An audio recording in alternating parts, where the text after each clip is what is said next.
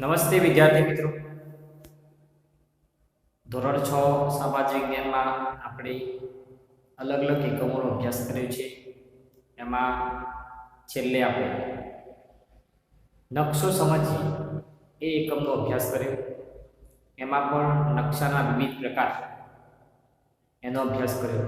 એમાં પ્રાકૃતિક નકશા, તો પ્રાકૃતિક નકશામાં જે પ્રકૃતિ દ્વારા જે નિર્માણ થયેલું હોય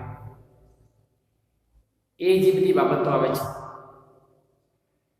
એ પ્રાકૃતિક નકશાના અંતર્ગત આવે છે. જેમ કે પર્વત, ઉચ્ચ પ્રદેશ, નદીઓ, આબોહવા, ભૂપૃષ્ઠ, વનસ્પતિ, વન્યજીવ, આ બધી બાબતો એ પ્રાકૃતિક અંતર્ગત આવે છે. તો આજે આપણે એક નવા એકમનો શરૂઆત કરવા જઈ રહ્યા છીએ. જે પ્રાકૃતિક નકશા અંતર્ગત જે બધી બાબતો આવે છે એ જ છે. તો પાઠનું નામ છે ભારત, ભૂપૃષ્ઠ, આબોહવા, વનસ્પતિ અને વન્યજીવ. આ એકમનો આપણે અભ્યાસ કરવા જઈ રહ્યા છીએ. તો ચાલો વિદ્યાર્થી મિત્રો, આપણે એકમની શરૂઆત કરીએ. તો પ્રસ્તાવના જોઈએ સૌથી પહેલા. તો ભારત એક વિશાળ ભૌગોલિક વિસ્તારવાળો દેશ છે. એ વિશાળ ભૌગોલિક વિસ્તાર ધરાવે છે. વળી તે ભૌગોલિક વિવિધતા દર્શાવે છે. જે ભૌગોલિક છે એમાં પણ વિવિધતા છે. આ વૈવિધ્ય આપણને વિસ્મય પમાડે છે. અને આ વૈવિધ્ય કેવું છે? આપણને આશ્ચર્ય પમાડે છે, આપણને વિસ્મય પમાડે તેવું છે. ઉત્તરમાં હિમાલયની પર્વતમાળા, જેના ઊંચા શિખરો 12 માસ બરફથી છવાયેલા રહે છે. તો ઉત્તર દિશામાં આપણે જોયું આગળના પાઠમાં કે ભારત છે, ભારતનું સ્થાન, ભારતના ઉત્તરની દિશાએ હિમાલયની પર્વતમાળા આવેલી છે. તો આ હિમાલયની પર્વતમાળા છે એના જે ઊંચા શિખરો છે એ 12 માસ બરફથી ઢંકાયેલા, બરફથી છવાયેલા રહે છે. જ્યારે પૂર્વમાં બંગાળનો ઉપસાગર, પશ્ચિમમાં અરબ સાગર છે અને દક્ષિણમાં હિન્દ મહાસાગર એ આવેલો છે. તો આ ભૌગોલિક બાબત છે, આ ભૌગોલિક વિવિધતા છે એ આપણને આશ્ચર્ય પમાડે છે. ભારત લગભગ 32.8 લાખ ચોરસ કિલોમીટરનું ક્ષેત્રફળ ભારત ધરાવે છે. તેનો અંદાજિત વ્યાપ ઉત્તરમાં કાશ્મીરથી લઈને દક્ષિણમાં કન્યાકુમારી સુધી 3214 કિલોમીટર અને પૂર્વના અરુણાચલ પ્રદેશથી લઈને પશ્ચિમમાં ગુજરાતના કચ્છ સુધી 2933 કિલોમીટરમાં વિસ્તરેલો છે. તો ભારત દેશ ઉત્તરથી દક્ષિણ એ 3214 કિલોમીટર અને પૂર્વથી પશ્ચિમમાં એ 2933 કિલોમીટર સુધી એ વિસ્તરેલો છે. જેની અંદર લાંબા સમુદ્ર કિનારા છે, ઊંચી ઊંચી પર્વતમાળા ક્યાંક છે, દૂર દૂર સુધી ફેલાયેલા નદી અને મેદાનો છે, ઉબડ-ખાબડ ઉચ્ચ પ્રદેશો છે અને કિનારાથી દૂર આવેલા ટાપુઓ જેવા વિવિધ ભૂમિ સ્વરૂપો અહીં જોવા મળે છે. તો ભારત જે છે એની વૈવિધ્યતાની જે વાત થઈ, એની વૈવિધ્યતા એ વિશ્વ પમાડે એવી છે. તો કયા કયા પ્રકારની વૈવિધ્યતા છે? તો આપણે એમાં જોયું કે અલગ અલગ ભૂમિ સ્વરૂપો ધરાવે છે. એમાં ક્યાંક લાંબા સમુદ્ર કિનારા છે, ઊંચી ઊંચી પર્વતમાળાઓ છે, દૂર દૂર સુધી ફેલાયેલા નદી અને મેદાનો છે, ઉબડ-ખાબડ ઉચ્ચ પ્રદેશો છે, કિનારાથી દૂર આવેલા ટાપુઓ છે. આ બધું જ છે એ આપણે ઉડીને આંખે વળગે એવું છે. અને આ બધી જ વસ્તુ છે એ કેવું છે? એ ભૂમિ સ્વરૂપો આ બધા આવેલા છે. આબોહવા અને વનસ્પતિ અને એની સાથે સંસ્કૃતિ અને ભાષાની વિવિધતા પણ આપણને ઉડીને આંખે વળગે છે. તો આબોહવા છે, અલગ અલગ પ્રકારની આબોહવા છે. સમ, વિષમ, સમશીતોષ્ણ છે, શીત છે અને ઉષ્ણ. આ પ્રકારની 3 આબોહવા પર ધરાવે છે. એમાં અલગ અલગ પ્રકારની વિવિધ વનસ્પતિઓ ભારતની અંદર છે. સંસ્કૃતિ છે એમાં પણ વિવિધતા જોવા મળે છે અને ભાષા છે એમાં પણ વિવિધતા જોવા મળે છે. અને આ બધું જ વસ્તુ છે એ આપણને ઉડીને આંખે વળગે એવું છે. આપણા રિવાજો અને પરંપરાઓમાં પણ ભિન્નતાઓ જોવા મળે છે. ઉત્તરથી દક્ષિણ લઈ લઈએ, પૂર્વથી પશ્ચિમ લઈ લઈએ, એમાં અલગ અલગ જે ધર્મ છે, અલગ અલગ જે સમાજ છે, એમાં પણ અલગ અલગ પ્રકારના રિવાજો જોવા મળે છે, અલગ અલગ પ્રકારની પરંપરાઓ જોવા મળે છે. આપણે પ્રવાસમાં જઈએ તો ત્યાં પણ કોઈ મંદિર હોય તેની અલગ અલગ પરંપરા હોય, કોઈ સમાજમાં એનો અલગ અલગ પરંપરા હોય. આપણા અહીંયા લગ્નમાં જે વિવિધતા જોવા મળે છે ત્યાં બીજા રાજ્યમાં જઈએ તો ત્યાં પણ લગ્નની વિવિધતા હોય, આપણને કે નવીનતા જોવા મળે. આ બધી જ વસ્તુ છે એમાં ભિન્નતા જોવા મળે છે. અને આ વિવિધતા અને એક રાષ્ટ્રની ભાવના આપણને વિશ્વમાં એક વિશિષ્ટ ઓળખ અપાવે છે. બધામાં વિવિધતા છે, છતાં પણ આ રાષ્ટ્ર કેવું છે? એ રાષ્ટ્ર એ રાષ્ટ્રીય ભાવનાની સાથે જોડાયેલું છે. એટલે જ વિશ્વમાં એક વિશિષ્ટ ઓળખ એ ભારત ધરાવે છે. તો આ થઈ પ્રસ્તાવના. હવે આપણે આગળ જઈશું. પહેલો બિંદુ છે કે ભારતના પ્રાકૃતિક વિભાગો, ફિઝિકલ ડિવિઝન ઓફ ઇન્ડિયા, કે ભારતના પ્રાકૃતિક વિભાગો કેવા છે, કયા કયા પ્રકારના વિભાગો કર્યા છે. તો ભારતના ભૂપૃષ્ઠની આધારે તેના પ્રાકૃતિક વિભાગો પાડવામાં આવે છે. તો ભૂપૃષ્ઠને ધ્યાનમાં રાખીને એના વિવિધ ભાગો પાડવામાં આવ્યા છે. ઉત્તરમાં આવેલો મહદઅંશે હિમાલય સીમા રક્ષકનું કાર્ય કરે છે. ભારતનો કોઈ સીમા રક્ષક, કોઈ રક્ષક તરીકે રક્ષા કરતું હોય ભારતનું, તો એ શું? હિમાલયની પર્વતમાળા છે. તો એ સીમા રક્ષકનું કાર્ય કરે છે. તેની ઉત્તર દક્ષિણ ફેલાયેલી સમાંતર પર્વતમાળાને 3 ભાગમાં વહેંચવામાં આવે છે. તો હિમાલયની ગિરિમાળા છે, હિમાલયની પર્વતમાળા છે, એ ખૂબ મોટા વિસ્તારમાં ફેલાયેલી છે. એટલા માટે આ ઉત્તર અને દક્ષિણ જે ફેલાયેલી પર્વતમાળા છે એને આપણે 3 ભાગમાં વહેંચી છે. તો તેની છેક ઉત્તરમાં મહાહિમાલય અને હિમાદ્રી પર્વતમાળામાં વિશ્વનું સૌથી ઊંચું શિખર માઉન્ટ એવરેસ્ટ આવેલું છે. તો ઉત્તરની તરફ જે છે છેક ઉત્તરમાં, તો છેક ઉત્તરમાં જે હિમાલયના 3 ભાગ કર્યા, એમાં પહેલો ભાગ છે એને મહાહિમાલય અથવા હિમાદ્રી પર્વતમાળા એવું નામ આપ્યું. અને આ પર્વતમાળામાં વિશ્વનું સૌથી ઊંચું શિખર જે માઉન્ટ એવરેસ્ટ એ આવેલું છે. ત્યારબાદ તે દક્ષિણે મધ્ય હિમાલય કે હિમાચલ નામની ઓળખાતી પર્વતમાળા આવેલી છે. અને એના દક્ષિણે મધ્ય હિમાલય અને હિમાચલ નામે ઓળખાતી આ પર્વતમાળા આવેલી છે, જ્યાં દર્શનીય સ્થળો અને યાત્રાધામો આવેલા છે. આ મધ્ય હિમાલયમાં દર્શનીય સ્થળો આવેલા છે અને યાત્રાધામો આવેલા છે. તેની દક્ષિણે, છેક દક્ષિણમાં શિવાલિક કે લઘુ હિમાલય નામે ઓળખાતી પર્વતમાળા આવેલી છે. અને છેક દક્ષિણની અંદર જે હિમાલયનો ત્રીજો ભાગ છે એને શિવાલિક કે લઘુ હિમાલયના નામે ઓળખવામાં આવે છે. તો હિમાલયના આ પ્રકારે 3 ભાગ પાડ્યા છે. એક મહાહિમાલય, પછી મધ્ય હિમાલય અને શિવાલિક અથવા લઘુ હિમાલય. હિમાલયની દક્ષિણે ગંગા, સતલુજ, યમુના, બ્રહ્મપુત્ર અને તેની શાખા નદીઓએ ઠાલવેલા કાંપથી બનાવેલ વિશાળ મેદાન આવેલું છે. અને હિમાલયની દક્ષિણમાં આવીએ તો ત્યાં હિમાલયમાંથી જે અલગ અલગ પ્રકારની જે નદીઓ નીકળે છે, એમાં મુખ્ય નદીઓ કઈ છે? તો ગંગા છે, સતલુજ છે, યમુના છે, બ્રહ્મપુત્ર છે, અને એની પાછી વિવિધ શાખાઓ છે. તો આ જે શાખા નદીઓ છે એ જેમ જેમ આગળ વધતી ગઈ એમ પોતાની સાથે કાંપ લઈ ગઈ, અને કાંપથી જે કાંપ ત્યાં ઠલવાયું ત્યાં વિશાળ મેદાનની રચના એ ત્યાં થયેલી જોવા મળે છે. તો નદી પોતાની સાથે કાંપ લઈ ગઈ અને એનાથી વિશાળ મેદાનની રચના થયેલી જોવા મળે છે.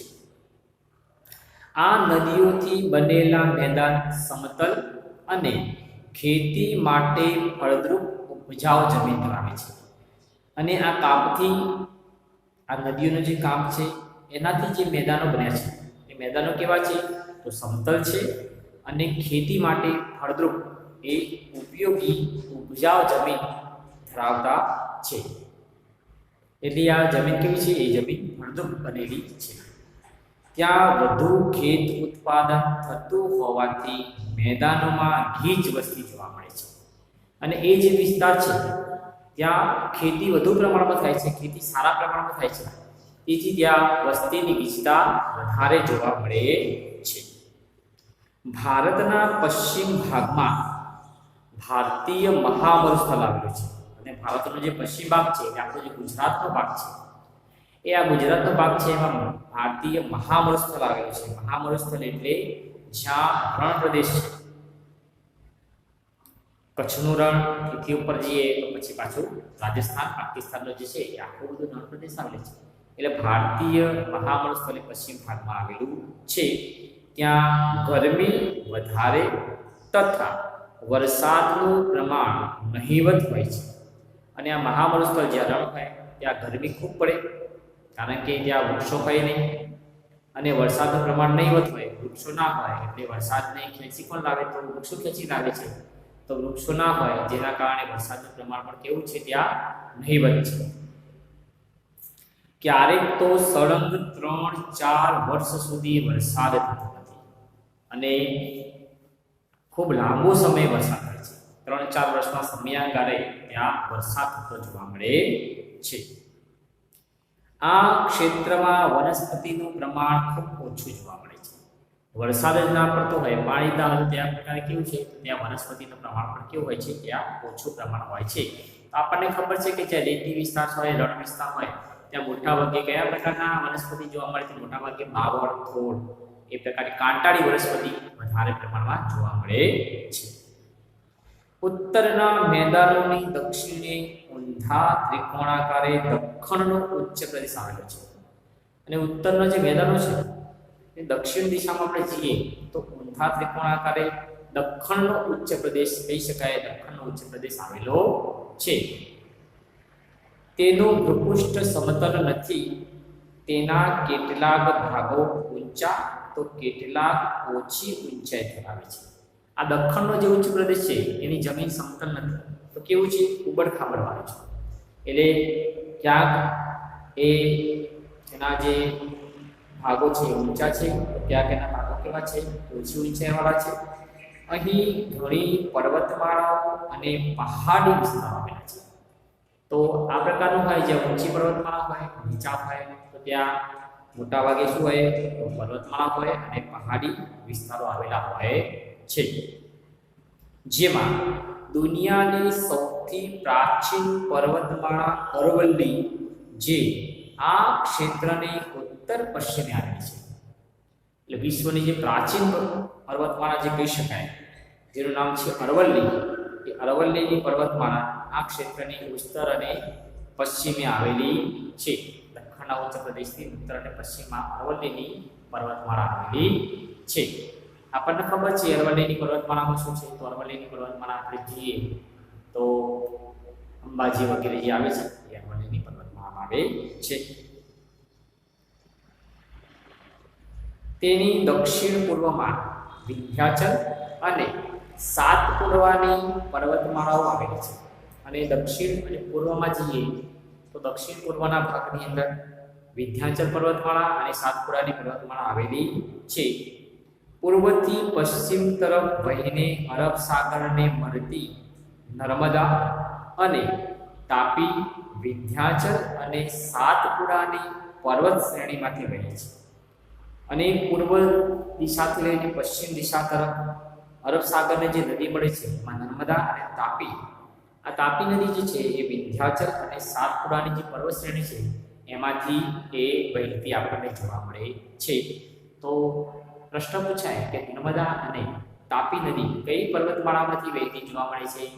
તો વિંધ્યાચલ અને સાતપુડાની પર્વતમાળામાંથી આ વહેતી જોવા મળે છે.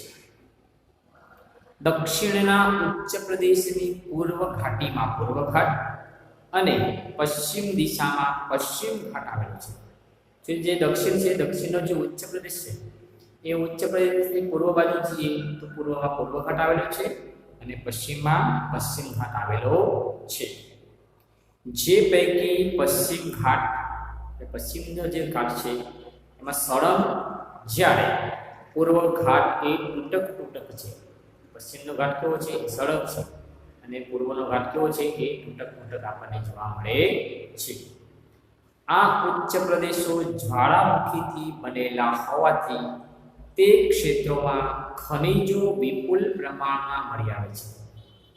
તો જે ઉચ્ચ પ્રદેશો છે, ઉચ્ચ પ્રદેશમાં ઘણા બધા જ્વાળામુખી આવેલા છે અને જ્વાળામુખી જ્યારે ફાટે છે, એ ફાટે છે તો એમાંથી વિપુલ પ્રમાણમાં ખનિજો છે એ એમાંથી પ્રાપ્ત થાય છે.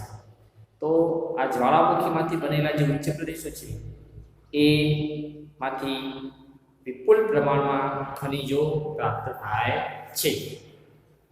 અહીંયા આપણા પુસ્તકમાં ભારતનો નકશો આવેલો છે. ભારતનો જે નકશો છે એ કેવો છે? પ્રાકૃતિક નકશો છે, લીલા કલરનો છે. ક્યાંક પર્વતમાળા પણ અહીંયા આપણને ચીકણી કલરના રંગે આપણને જોવા મળે છે. પૂર્વ ઘાટની પૂર્વમાં અને પશ્ચિમ ઘાટની પશ્ચિમે કિનારાના મેદાન આવેલા છે. પૂર્વ ઘાટની પૂર્વમાં અને પશ્ચિમ ઘાટની પશ્ચિમે એ કિનારાના મેદાનો જોવા મળે છે. આ મેદાનોમાં પૂર્વ કિનારાના મેદાનની તુલનામાં પશ્ચિમ કિનારાનું મેદાન સાંકડું છે. તો પશ્ચિમ કિનારાનું મેદાન કેવું છે? એ સળંગ છે અને સળંગ હોવાના કારણે એ મેદાન કેવું છે? એ સાંકડું મેદાન છે. ગોદાવરી, મહાનદી, કાવેરી અને કૃષ્ણા પૂર્વ તરફ વહીને ફળદ્રુપ મુખ ત્રિકોણ પ્રદેશ બનાવી બંગાળના ઉપસાગરને મળે છે. એમાં જે નદીઓ વહે છે એમાં ગોદાવરી નદી છે, મહાનદી છે, કાવેરી છે અને કૃષ્ણા એ પૂર્વ તરફ વહે છે અને પૂર્વ તરફ વહીને એ ફળદ્રુપ મુખ ત્રિકોણ પ્રદેશ બનાવી એ બંગાળના સાગરને મળે છે. તો આ નદીઓ જે છે એ પોતે પોતાની સાથે જે કાપ લઈ જાય છે ઘસડીને, જેનાથી ફળદ્રુપ મેદાનો તૈયાર થાય છે અને આ ફળદ્રુપ મુખ ત્રિકોણ પ્રદેશ બનાવી આ નદીઓ બંગાળના ઉપસાગરને મળે છે. બ્રહ્મપુત્ર અને ગંગા નદીએ બંગાળના ઉપસાગરમાં સુંદર વન નામના વિશાળ મુખ ત્રિકોણ પ્રદેશની રચના કરી છે.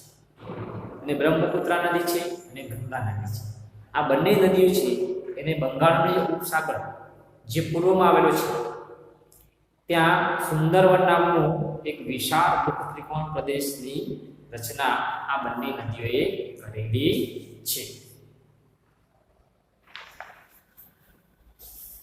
ભારતમાં 2 ટાપુ સમૂહ આવેલા છે. ભારત છે, ભારતની અંદર 2 ટાપુ સમૂહ આવેલા છે, જેમાં બંગાળના ઉપસાગરમાં દક્ષિણ પૂર્વે આવેલા અંદમાન અને નિકોબાર તથા અરબ સાગરમાં કેરળના કિનારાથી પશ્ચિમે પરવાળાથી બનેલા લક્ષદ્વીપ ટાપુઓ છે. ભારતની છેક દક્ષિણે હિન્દ મહાસાગર આવે છે. તો ભારતમાં 2 ટાપુ સમૂહ આવેલા છે. એમાં બંગાળનો ઉપસાગર છે, ત્યાંથી દક્ષિણ પૂર્વમાં અંદમાન અને નિકોબાર ટાપુ સમૂહ આવેલો છે. એવી જ રીતે અરબ સાગર છે એ અરબ સાગરમાં કેરળના કિનારાથી પશ્ચિમે પરવાળાના બનેલા લક્ષદ્વીપ ટાપુઓ એ આવેલા છે, જે આપણે નકશામાં જોઈ શકીશું. ભારતની દક્ષિણે એ હિન્દ મહાસાગર આવેલો છે. તો આપણે જોયું કે ભારત છે, ભારતના પ્રાકૃતિક વિભાગો એ આપણે આ બિંદુમાં અભ્યાસ કર્યો. અહીંયા નકશાની નીચે એક પ્રવૃત્તિ આપી છે. આપણા પુસ્તકમાં નકશો છે, બ્લેક નકશો છે, એની નીચે પ્રવૃત્તિ આપી છે. કઈ પ્રવૃત્તિ છે? તો ભારતના રેખાંકિત નકશામાં નીચેની વિગતોની નકશાપટ્ટી કરો. તો જે નકશો રેખાંકિત છે એમાં ભારતીય જે છે એ અલગ અલગ જે બિંદુઓ આપેલા છે એ નકશાપટ્ટી એમાં કરવાની છે. એ આગળનો જે નકશો આપ્યો હશે એ નકશાના આધારે એ આપણે એમાંથી નકશાપટ્ટી કરી શકીશું. એટલે આગળનો નકશો જોઈને નકશાપટ્ટી આપણે કરવાની છે. તેમાં અલગ અલગ બિંદુઓ છે. કયા કયા બિંદુઓ છે? તો ભારતીય મહામૃત સ્થળ, બંગાળનું મેદાન, હિમાલય, પૂર્વ ઘાટ, પશ્ચિમ ઘાટ, પૂર્વ કિનારાનું મેદાન પશ્ચિમ કિનારાના મેદાન, અંદમાન નિકોબાર ટાપુઓ, લક્ષદ્વીપ ટાપુઓ, અરબ સાગર, બંગાળનો ઉપસાગર, હિન્દ મહાસાગર. તો વિદ્યાર્થી મિત્રો, આપણે પાઠની શરૂઆત કરી એમાં આપણે આજે જે અભ્યાસ કર્યો એમાં શરૂઆતમાં પ્રસ્તાવના જોઈ કે પ્રસ્તાવનામાં આપણે જોયું કે ભારત છે એ વિશાળ ભૌગોલિક વિસ્તાર ધરાવતો દેશ છે. એની વિવિધતા પણ છે, ભૌગોલિક દ્રષ્ટિએ વિવિધતા આપણને જોવા મળે છે. ક્યાંક એના મેદાનો છે, ક્યાંક ઉબડ-ખાબડ જમીન છે, ક્યાંક પર્વતમાળા છે, પછી ક્યાંક નદીઓએ પાથરેલા વિશાળ મેદાન બનાવેલા છે, ક્યાંક અલગ અલગ પ્રકારની પર્વતમાળાઓ આવેલી છે. હિમાલયના 3 ભાગ થયા છે, એમાં પણ અલગ અલગ હિમાલય છે એ તરીકે ઓળખાય છે. સૌથી પહેલાં હિમાલય છે, એમાં દુનિયાનું સૌથી ઊંચું શિખર આવેલું છે માઉન્ટ એવરેસ્ટ. એ પ્રકારે આપણે જોયું કે ભારતનો પશ્ચિમ ભાગ છે મહામૂળ સ્થળ છે, એની સ્થિતિ પણ કેવી છે, તો રણપ્રદેશ હોવાથી ત્યાં ગરમી વધારે પડે છે, વરસાદ ઓછો પડે છે. પછી આપણે જોયું કે અલગ અલગ પ્રકારની પર્વતમાળાઓ આવેલી છે. તો નદીઓ છે, નદીઓ એમાંથી વહીને એ આગળ જઈને મુક્ત ત્રિકોણ પ્રદેશ બનાવે છે અને ફળદ્રુપ મેદાનો બનાવે છે. આટલો આપણે અભ્યાસ આ બિંદુમાં કરીએ. તો ઘરે બેસીને પુસ્તકમાંથી વાંચીને બિંદુઓનો આપણે અભ્યાસ કરીએ. આમાંથી નાના નાના પ્રશ્નો જાતે બનાવવાનો પ્રયત્ન કરીએ અને નોટમાં લખીએ. આમાંથી નાના નાના પ્રશ્નો એ હું પણ બનાવીને મોકલીશ, જેથી આપણને પણ પરીક્ષામાં ઉપયોગી થશે. તો સારા સુંદર અક્ષરે એ સમાજ વિજ્ઞાનની નોટમાં એ લખીશું અને અભ્યાસ કરીશું. નમસ્કાર.